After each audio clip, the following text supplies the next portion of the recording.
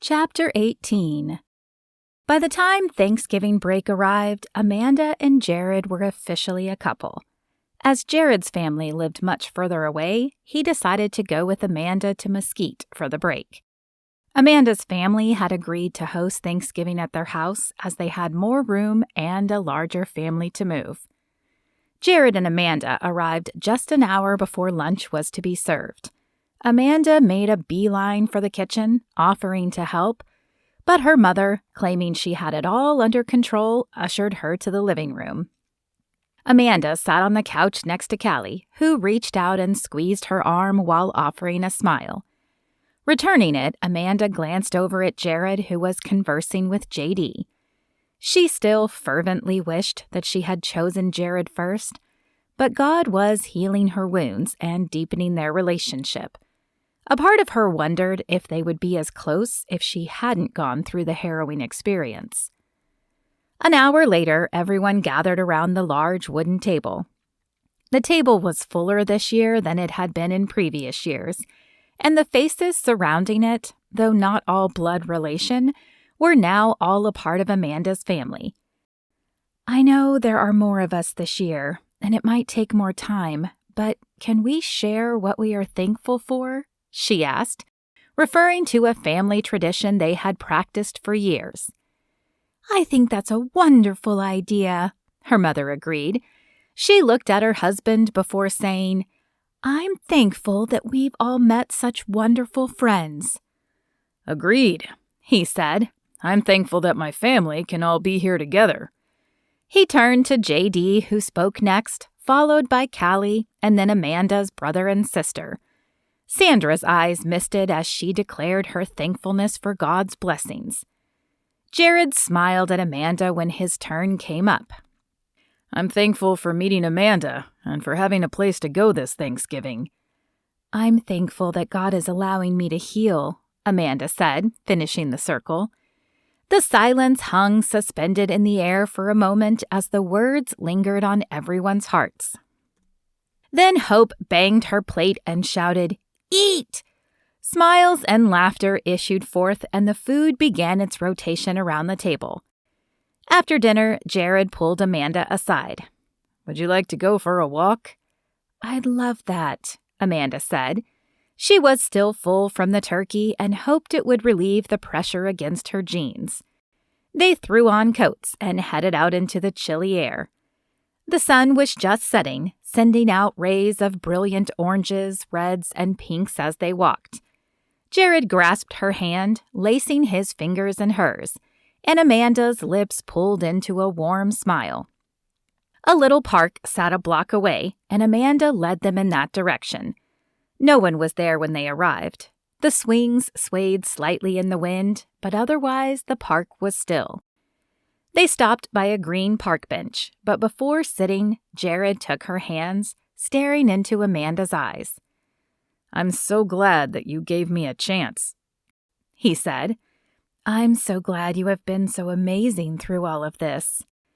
Jared brushed a chunk of hair back from her face and cupped her chin in his hands. The electricity crackled between their eyes. Amanda's breath caught in her throat as she realized he was about to kiss her for the first time. She closed her eyes, wanting to savor the feeling of his lips as they touched hers. A spark ignited from the very first touch, ricocheting down her body. Though she had felt passion with Caleb, it couldn't match this feeling with Jared. This was passion combined with love and a feeling of safety. After Thanksgiving, Amanda and Jared fell back into the routine of college until just before winter break. Caleb's trial was planned for the week after finals, and as it neared, Amanda grew more nervous. Though she felt she was healing well and the flashbacks had lessened to occasional night stirrings, she knew she wasn't completely healed. There were still times when she shied away from Jared's touch, even though she knew he would never hurt her as Caleb had. Testifying at the trial was the right move, but Amanda wondered if reliving the moment would set her healing back. "Are you ready?" Jade asked from across the room.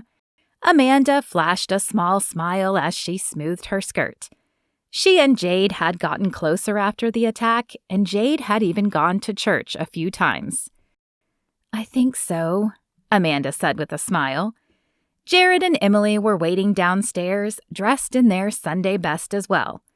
Though Amanda was the only one testifying today, the group wanted to put on a unified front. Jared stood as Amanda approached, and without a word he squeezed her hand, sending a shockwave of security down her arm. Amanda used the quiet drive to the courthouse to collect her thoughts, going over the statement again and again in her head. Each time she repeated it, her heart pounded a little faster in her chest. When it got so bad she thought her heart was going to bust out of her body, she closed her eyes and took a deep breath, forcing herself to calm down. The courthouse appeared, a large 2-story building that stood out with its alabaster color in comparison to the surrounding brown. The vice grip Amanda had just managed to loosen re-tightened on her heart. Jared touched her arm and shot a comforting glance. When the car parked, Amanda opened the door and stood, but had trouble making her feet move. They felt like they were made of lead and too heavy to lift. Emily, sensing trouble, came to one side and Jared to the other. Together, they helped Amanda stumble in the direction of the front door. Once inside, the group had to stand in line to pass through a metal detector before they could traverse to the correct courtroom. With each echoing step down the marble-floored hallway, Amanda's nerves wound tighter and tighter, coiling like a tight spring ready to burst. The attorney, Paul Brooks, met them outside the room. His dark hair was perfectly combed, and he had trimmed his beard. His black suit coat and blue tie matched Amanda's dress. With a wave of his hand, he sent Jared, Emily, and Jade in to have a seat while he ran through some final items with Amanda. Although she nodded at all his statements, she barely registered them. When he was finished, he pointed to the bench she would have to wait at until it was time to testify. Amanda sat down and smiled nervously at the security guard standing nearby.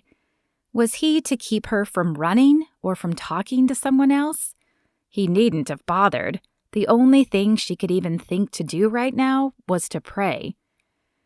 Dropping her head, she opened her heart and began praying for a sense of peace, for the words to say, for the love of Jesus to be seen.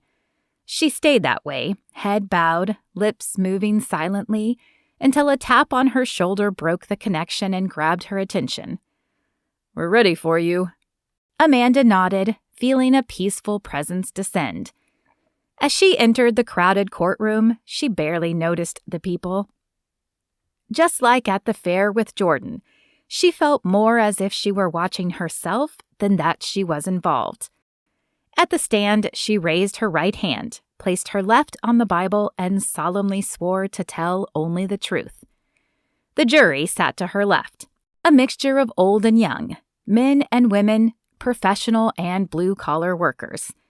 The 13 faces staring back at her stirred no fear, however. Caleb sat to her right. Though physically still handsome, now that she knew his heart, she wondered how she had ever been attracted to him. He looked the part of the typical boy next door today in a nice pair of dress slacks and a blue button-down shirt that brought out his eyes.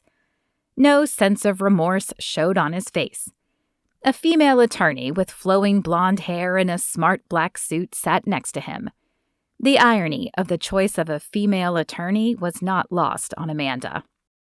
Paul began asking questions, setting up the night in question and walking Amanda through the attack. She answered each one calmly, though her heart was pounding a double rhythm in her chest. When he finished, the female attorney stepped up. "Hello, Miss Adams. How are you today?" "I'm doing all right, thank you," Amanda replied, but her hands began to twist in her lap. She also began firing off questions about Amanda's relationship with Caleb. At first, they were innocuous, about where they met, etc., but then she began asking very personal questions. Paul had warned Amanda this would happen, but the subject matter still colored a blush across her cheeks. "If you didn't want to have sex with him, why did you go with him into a bedroom?" "He drugged me," Amanda responded, struggling to keep her voice calm. "There was ketamine in my blood." "I see," the attorney said, pursing her lips and walking from the stand to the juror box. "And how did he drug you?" "He put something in my drink," Amanda responded.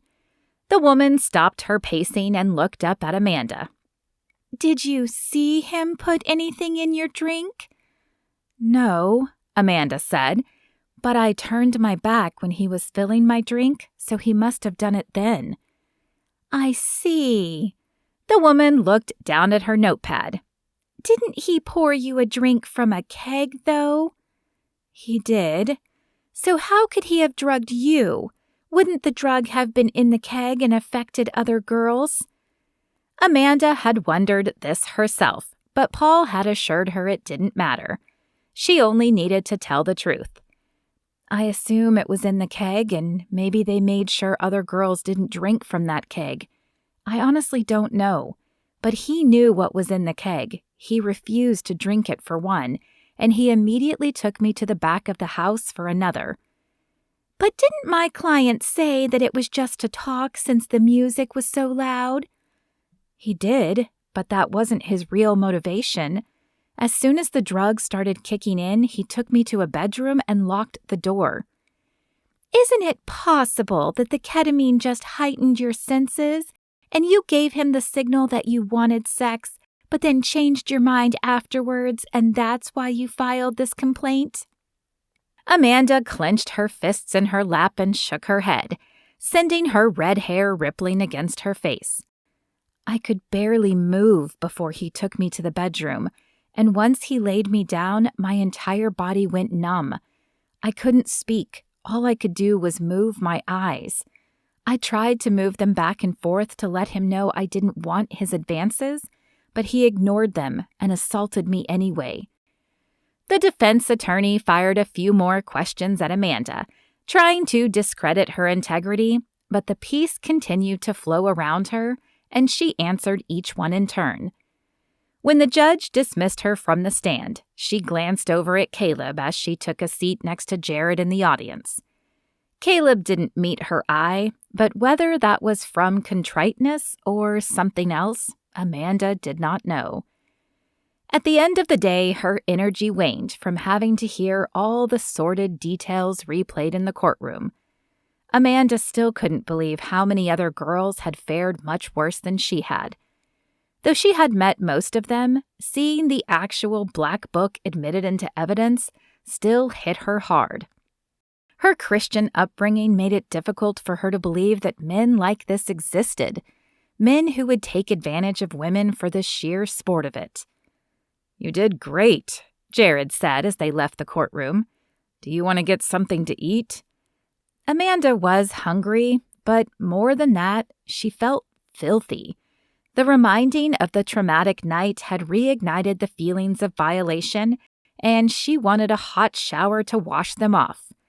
She declined the dinner invitation with the excuse of being tired, and she and Jade headed back to the dorm room after being dropped off.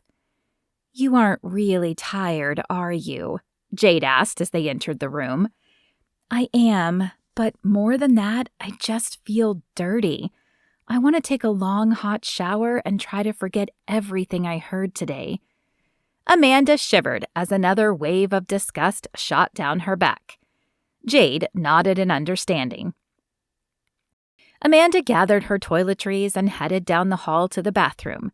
Though a hot bath where she could soak the filth away would have been preferable, the hot water of the shower at least eased some of the loathing.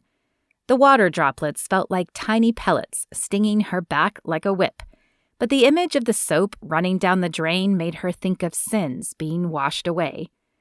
After drying off, she redressed and returned to the room. Her pale skin was now a light pink from the heat of the water. "Feel better?" Jade asked from her bed. "A little." Amanda shrugged. "How do people do it? How do they get over it?" Jade sighed. I don't think anyone really gets over it. But from what I've seen, it gets easier. You start to think about it less. Some women change a lot, though, taking self-defense or martial arts to protect themselves. Some hide away inside, but you've got God on your side. And I know with prayer and time, He will heal you. Amanda smiled and chuckled as she asked, How did you get so knowledgeable about God? I had a persistent roommate who was a very good teacher, Jade said, returning the smile. The trial lasted another week. Both Jordan and Emily had to testify, and it was hard to sit through the story again and again. But the evidence was convincing, and the jury convicted Caleb of rape, attempted sexual assault, and drug possession. He, Trevor, and the other boys who were named in the book were all convicted to a minimum of 10 years. It wasn't perfect, but knowing that they would be put away for a decade brought some relief. I'm glad that's over, Jared said as they exited the courtroom for the last time. Me too, Amanda said, snuggling into his side and enjoying the security of his arm around her. This was not how I pictured my freshman year, but I have to say, I think it will be much better from here on out. I wholeheartedly concur, Jared said with a smile, as he pulled her even closer. Emily, Jade, Jordan, and several other friends joined them, and together the group walked out of the courthouse and into the crisp winter air, ready to tackle whatever else life threw at them. The end. If you enjoyed this book, please leave a review at your retailer. It really does help and only takes a minute.